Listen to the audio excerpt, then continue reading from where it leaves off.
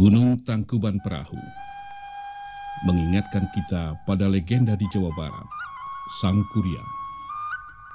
Di sebelah selatan Gunung Tangkuban Perahu, terdapat sebuah kota yang terkenal kesejukannya, Kota Lembang.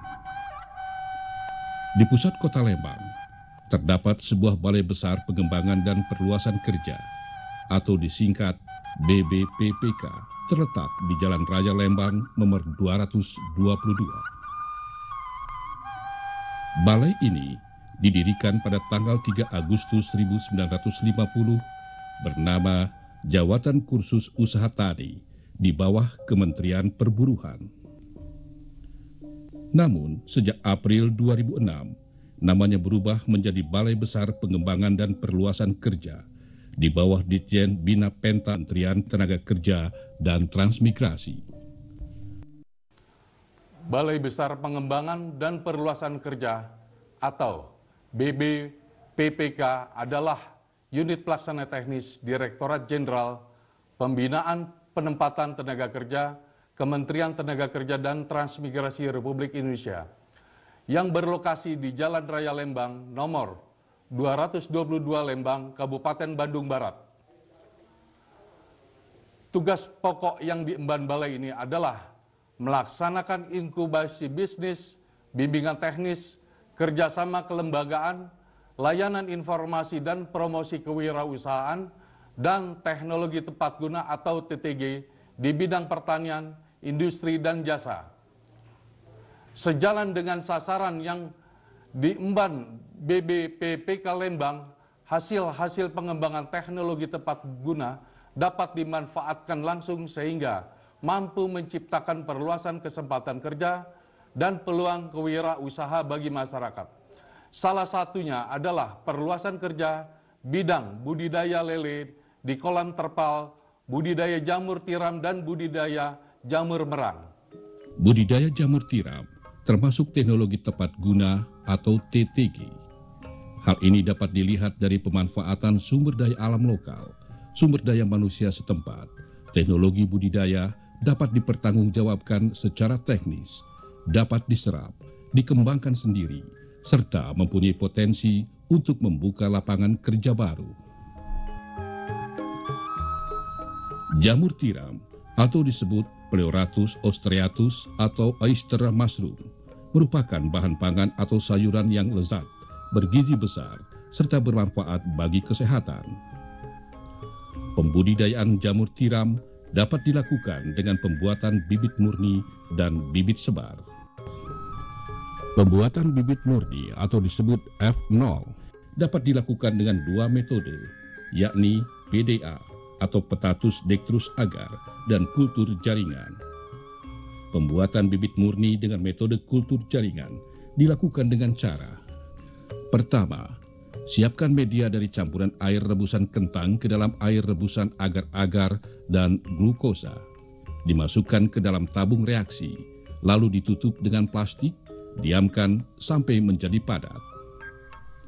Pilih jamur segar, lalu kupas bagian kulitnya, bagian jaringan jamur dipotong. Setelah itu, masukkan jaringan tubuh buah jamur tiram ke dalam media tabung reaksi berisi agar-agar yang sudah padat. Lakukan dekat api, lalu tutup dengan plastik. Inkubasi hingga 7-10 hari, sampai tumbuh miselium jamur pada media agar. Setelah miselium jamur tumbuh, selanjutnya dipindahkan ke dalam media bibit induk yang disimpan dalam media botol, lakukan dekat api. Dan terakhir, inkubasi hingga 2-4 minggu, sampai semua media botol ditumbuhi miselium jamur.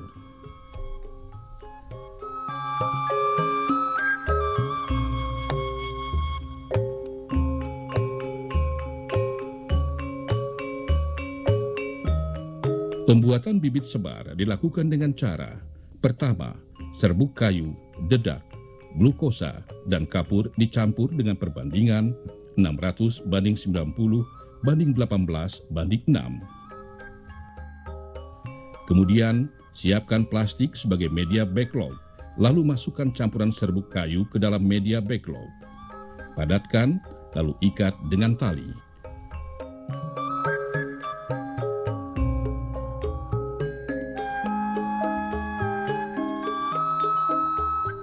Masukkan backlog ke dalam ruang sterilisasi. Setelah backlog didinginkan, lalu dibuka ikatannya. Masukkan bibit induk ke dalam backlog, lalu ditutup dengan kapas. Kemudian, backlog ditempatkan di kubung inkubasi sekitar 4 minggu hingga media ditumbuhi miselium jamur.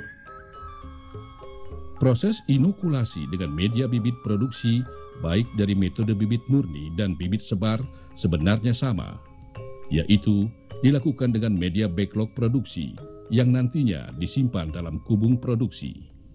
Tahap inokulasi media bibit produksi untuk metode bibit murni, yaitu siapkan media botol yang sudah ditumbuhi miselium jamur. Ambil sekitar 2 sendok, masukkan ke dalam backlog produksi, ikat dengan karet dan sumbat dengan kapas.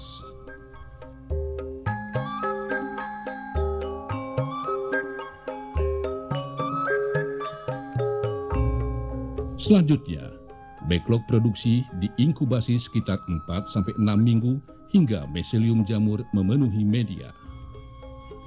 Bagian backlog produksi yang sudah dipenuhi miselium jamur dibuka bagian atasnya, bertujuan sebagai jalur tumbuhnya jamur. Setelah jamur tumbuh dan membesar, selanjutnya dapat dilakukan sortasi besar kecilnya ukuran jamur. Untuk proses panen hanya jamur yang sudah berukuran besar, sedangkan yang kecil jangan dulu dipanen, sehingga memungkinkan melakukan panen setiap hari. Jamur hasil panen selanjutnya disortasi lagi dengan tujuan perbedaan kualitas jamur.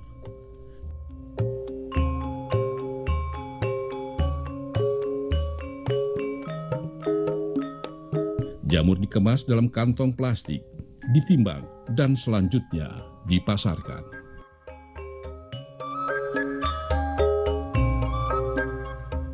Budidaya jamur tiram bisa menguntungkan hasilnya. Pasar sangatlah terbuka.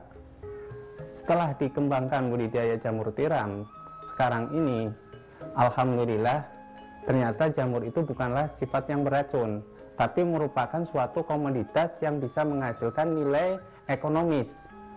Nah, nilai ekonomis inilah yang bisa meningkatkan pendapatan per kapita keluarga dan bisa dijadikan home industry.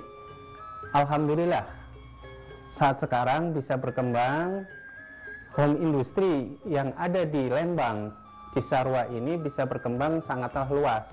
Beberapa petani tumbuh dengan cepatnya dan masyarakat pun bisa menghasilkan memetik hasil pendapatan per kapita mereka sehingga naik pendapatan per kapita mereka. Budidaya jamur tiram ini dapat menyerap tenaga kerja sehingga membuka lapangan kerja yang begitu luasnya.